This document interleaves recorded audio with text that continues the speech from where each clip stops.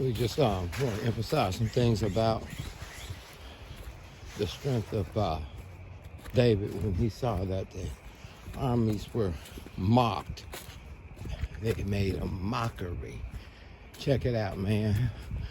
American Christianity has been made a mockery of in many other nations and different cultures.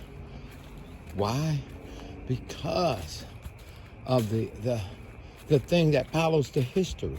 So if you have American Christianity, how can you say, since the country was founded by elites, that it was Christian, and today still ran by the elites, that's Christian. So that kind of Christianity that slants to try to make a nation be the Jews or the Israel or some nation, right? Thing. God's going to judge that nation like he did them nations. Well, those laws take care of those nations. But dispensation we operating in is the grace of God. So people might get what they don't deserve. And we don't know, even though we have the birth pains and signs, how long it is for it's like a safety in the ark of a Noah thing, which is basically the only safety place is Psalm 91. Or put it like this: as I was with Moses, so I'm with you.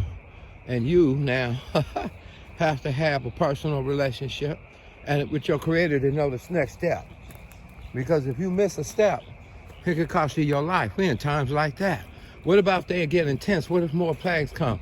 Can your prophet, and pastor, or anyone else deliver you from your next step? If they don't know, they may be eating chicken at the time you missed that. What I'm telling you is the intensity of 2021 is your personal connection with your Creator and your Father, who knows your next step. Your steps will be ordered. That way, because you hear and you see and you obey, you better possess the real oil, the real gold. You better possess the one that can save your life. The one that has its purpose. Purpose is the safety net. Purpose is the Psalm 91. The purpose of the Father is to what? He said, well, you asked me for this and that, but let me tell you what my purpose is. Ask of me, Jesus, Yeshua, the Christ, and I will give you the nations as an inheritance. What that means to me is that what we should be asking for is the same thing that the Father told the Son to ask for. Well, Lord, you want the nations? We believe that when we come in alignment with the purpose, with the genuine love of God, the gifts of the Spirit, the way Jesus walked, the way the apostles walked, to demonstrate the love of God, that God cares about humanity, and whatever expressions have, and though there be many critiques and checks and balances over here, like emphasis on lifestyle over here, emphasis on judgment over here, emphasis. There are many emphasis and many prophetic drum rolls, but we need them all. Checks and balances. Every so the messages you don't like might be the messages you need. And we should understand that if you don't see yourself as able to represent God, right? Because out of your relationship, your representation to tell how much Christ is formed, how much not. So if we break it down to a Christ thing, then you are the first to lead. Hello. And what would Jesus do? Man, this stuff is so serious, but it is yet it is so reasonable. I understand that the true protection is those that align with the purpose of the big picture. You might see a little bit, but it's going to spill out big. So that simply means if you're seeking out breakthroughs only for yourself, you're out of alignment. The way that this thing goes, even though God knows your alignment, he's not nervous, but it's going to spill into a bigger picture even in your lack of sight. The bigger picture is always the collective whole. And I'm not going to quote, they all went out and all went in. The new breed knows they going to have to put their money where their mouth is. That's the new generation. They already know, showing the same care. They got to prove to the Crips and Bloods that they love each other with their money. And they'll see the relatives that go to churches with needs met that was not met before, and we'll rebuild the waste cities. That kind of Joshua's generation strike. That kind. For the purpose of not leaving anyone behind, and all conclusive. Come ye with no money. Come. And what? Dine. That the bottom line, it comes down to a personal relationship through the Holy Spirit that was given through the Messiah that everyone deserves to know. So they can only taste the fruit on the tree. And if we don't go after fruitfulness, and therefore we lose the saltiness, therefore the enemies through the hedge that's already open, trodden underfoot. You understand? Where a believer's feet should be treading down scorpions and serpents. Los Angeles, California. One example is going back to the 80s. 1 minute, we had the devil on the chase. Revival everywhere, and the next, all hell break loose, and the whole hood is gone. See? So the bottom line, there are no missteps. The target is to harvest the people. The members of the Joshua in the body. Check game. The one mind is we are well able to shake this city for God, to shake this block for God, to make an impact on the gang members, and to, through our lavish giving, get the attention of the greedy and how things should be done. That's right. You see, God is not mocked. What we reap, we sow what we reap.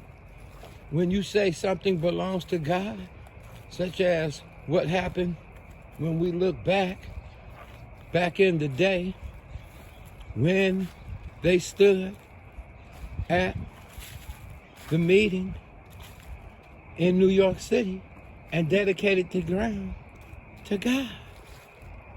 And God said, okay, but the only way to do it is through Christ, believing in him.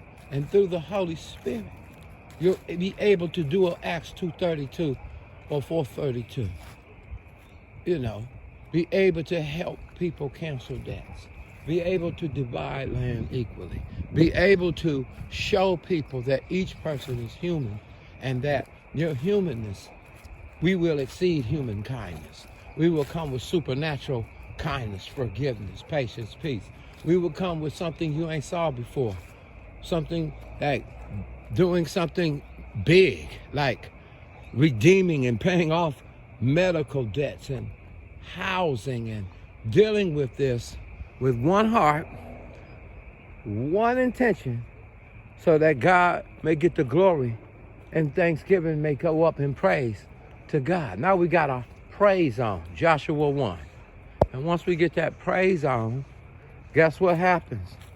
The rain, the walls, things begin to happen supernaturally because the praise is through the action and not through the lip service.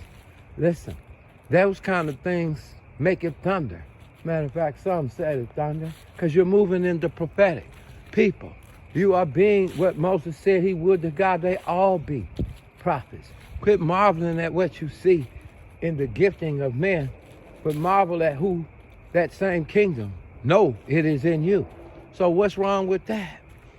With our shine, with our path, with our feet being ordered of the Lord, with us not missing a step, with rising up in this great awakening that, wow, I can do all things through Christ that strengthens me. And you find that path. God made one person to lay hands in a church service through an evangelist, but want a member to lay hands on the back of a bus. I'm telling that about that. I can't even count. Maybe the leg might grow out. Who knows? Or pay off that electric bill, the impact. Or help the person in COVID-19 with their mortgage payment and not let the state do it. This kind of thinking sounds crazy in a famine, but I guarantee you it is more empowering now in this famine to give than it is to receive. And if you are ready to receive from God, what? The manifesting of a mass or thing, try receiving and getting alignment to receive God's strength, because that's what we're going to need to go into 21 and 2022. we're going to need God's strength. God's strength is through his presence. God's presence is in us. Through the idea, the thing that's tied to kingdom fruit. Through the thoughts. Through how we think. Is how we either mutter, meditate, and remember the principles that govern the love of God. And we, along the way, gifts of the Spirit will go in operation because everything's founded on the love. Faith that worketh now will put down those walls in that city because now the praise is not a song, it's become a reality. This is 2021, going into 2022. And when we get to 2022, we want our praise to be a reality. Think collective hope. Think the least one must get in there. Think strengthen your brother with everything you got, your gifts, your money, everything. Think collectiveness. Think mass. Think things from feeding the poor to housing the poor. Listen to what I'm saying. Think kingdom. Think one purpose. Who cares what it costs? It's just wood. It's paper. Listen, if you show people how much you care, then they'll know how much your God cares. And when you show another believer how much you care, you also show what? You show that you are a follower of the Lord, Yeshua, Jesus the Christ. See, the difference in the Christianity is in the fruit. By the same care one for another, I'm telling you, there's a balm in Gilead. That's what happened in Joshua 1. That's how they was able to possess the promises. That's how they was able to give the nations to the Lord in a small sense. We must be effective. We must be sought, but we must be an army and a collective goal to make impact everywhere every believer is. That is, God, help me to be effective. And whatever you do with all your strength. And look for more helping someone. And if you are in need of helping someone, well, Elijah it. Give the widow or the least one of these, okay? Bake him a cake. You understand? And when you do that, Christ gets formed because he said, you did it to me. Now we're taking our theology and making it a reality. See? Project Restoration, Jeremiah 23 and Hoods.